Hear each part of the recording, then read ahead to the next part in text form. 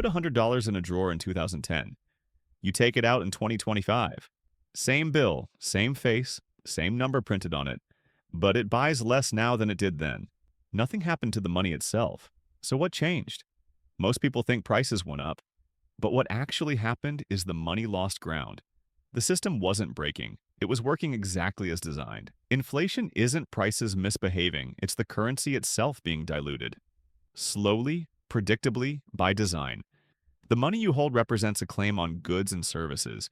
When more money enters the system, your claim gets smaller. Not because anyone took from you directly, but because everyone's share of the total pie got thinner. This isn't a side effect, it's a feature, and it runs whether you notice it or not. What's actually happening to your money? Let's put numbers to it. Say you earned $50,000 in 2015. That number bought a certain lifestyle. Rent, groceries, gas, insurance. 10 years later, you still earn $50,000. Same number. But now it covers less. The rent is higher. The groceries cost more. The gas station sign shows bigger numbers. Your income didn't shrink in nominal terms. It shrank in real terms. Nominal means the number on your paycheck. Real means what that number can actually do for you. And the gap between those two is where purchasing power disappears. Here's the mechanism. Inflation runs at about 2 to 3% per year in most developed economies. That sounds small, but it compounds. After 10 years at 3% annual inflation, that $50,000 has the buying power of roughly $37,000. You didn't lose money in your account. You lost what it could purchase. Here is something that might interest you. Who creates more money and why? As simple as it looks, central banks control money supply.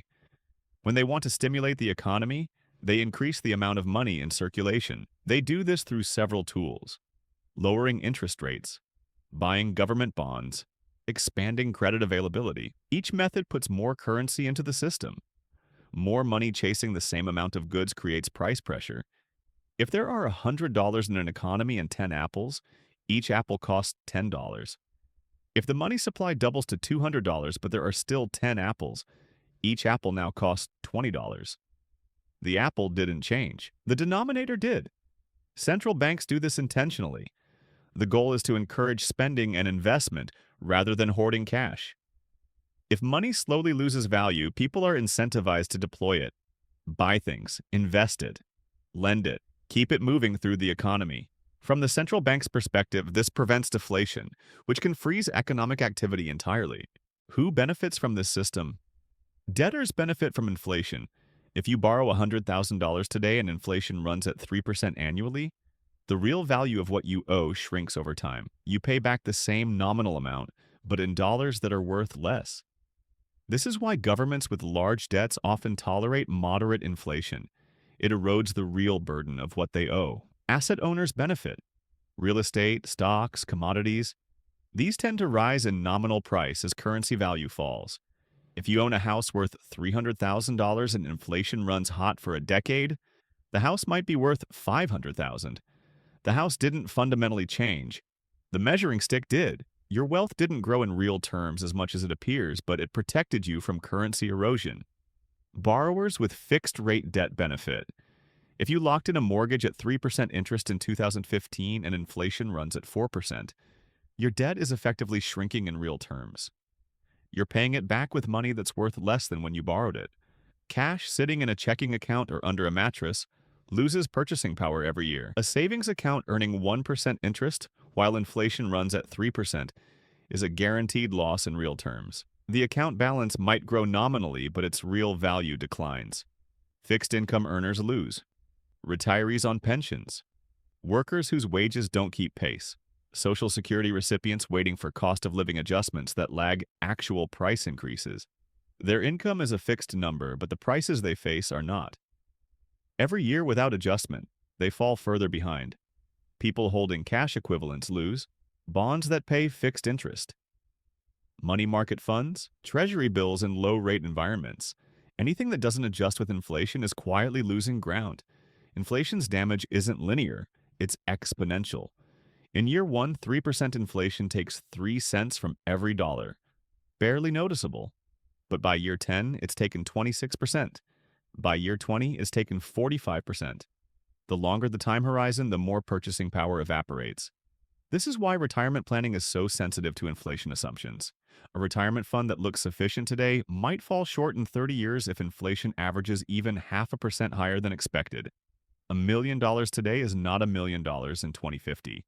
The number might say the same thing, but the reality beneath it will have shifted. Inflation works slowly enough that you don't see it day to day. Prices don't double overnight. They inch up. $1 here, $2 there. You notice that coffee costs more than it used to, but you can't pinpoint when it changed. The shift is gradual enough that your brain adjusts. You just accept that things cost more now. Your paycheck might go up too. You get raises, cost of living adjustments, promotions. The nominal number climbs. So it feels like you're making more. But if your income rises by 2% and inflation runs at 3%, you're actually losing ground. The nominal increase creates the illusion of progress while the real value erodes. This is why people often feel like they're working harder for the same standard of living their parents had. They might be earning more in dollar terms, but those dollars are doing less. The treadmill is moving backward just slightly faster than they're running forward. Moderate inflation is seen as economically preferable to deflation. Deflation means prices fall. That sounds good, but it incentivizes waiting. Why buy today if it'll be cheaper tomorrow? Consumer spending drops. Businesses cut production. Unemployment rises, the economy contracts. It's a spiral that's hard to escape. Inflation, by contrast, creates urgency. Spend now before prices rise. Invest now before returns are eaten by currency erosion. It keeps money moving. From a systemic perspective, that movement is more valuable than the individual loss of purchasing power. Governments also benefit from inflation when they carry debt. Inflate away the real burden of bonds issued decades ago. Pay back in cheaper dollars. It's a quiet form of debt relief that doesn't require legislative approval or default. You can't opt out of this system. You live inside it. Every transaction you make is denominated in a currency that's designed to slowly lose value. Your checking account balance might stay the same, but its relationship to the real world shifts. This is why holding only cash is a losing strategy over time. Not because cash is bad, but because the system is designed to penalize hoarding it. Money is meant to flow, not sit. The incentive structure pushes you to convert cash into assets, investments, or consumption. It's also why wage growth matters so much. If your income doesn't keep pace with inflation, you're falling behind even if you're working the same hours. The effort is constant, but the compensation is shrinking in real terms. Once you see this, you stop thinking about money as a fixed store of value. It's not. It's a claim on resources, and that claim degrades over time by design. The number on the bill doesn't change. What it represents does. This isn't about blaming anyone or fixing anything. It's about understanding the water you're swimming in. Prices aren't random. Savings don't lose value by accident. The system has logic. It has incentives. And once you understand those, the experience of living inside it starts to make sense in a way it didn't before. The $100 you saved in 2010 is still $100, but the economy it exists in has changed around it. And that difference is what inflation really is.